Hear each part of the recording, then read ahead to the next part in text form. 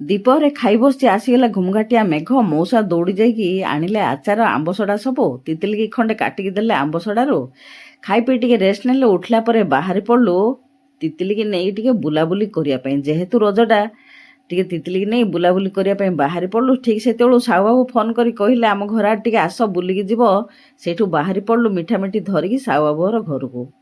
ତାଙ୍କର ନାତି ନାତୁଣୀ ଆଉ ବୋହୂ ଦେଖିଲୁ, ଆଉ ମିସେସ୍କୁ ମଧ୍ୟ ଦେଖିଲୁ।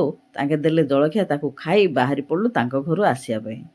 ରାସ୍ତାରେ କିଣିଲୁ ରଜ ପାନ, ତାପରେ ଖାଇଲୁ ଗୁପଚୁପ। ଆଜି ତିତିଲି ଗୁପଚୁପ ଖାଇକି ବହୁତ ଖୁସି, ଆଉ ମୁଁ ମଧ୍ୟ ଟିକେ ଖାଇଦେଲି ଗୁପଚୁପ। ତାପରେ ବାହାରି ପଡ଼ିଲୁ ଘରକୁ ଆସିବା ପାଇଁ। ଘରକୁ ଆସିକି ପାନଟିକୁ ଡରି ଡରି ଖାଇଲି, କାଳେ ମୁଣ୍ଡ ବୁଲେଇବ ବୋଲି। ତାପରେ ତିତିଲିକି ନେଇ ଟିକେ ଝୁଲେଇ ଦେଲୁ ଛାତ ଉପରେ ଦୋଳିରେ। ଆସିକି ଡିନର ପାଇଁ ତିଆରି କଲି ବିରି ଚାଉଳର କଢ଼େଇ ପିଠା।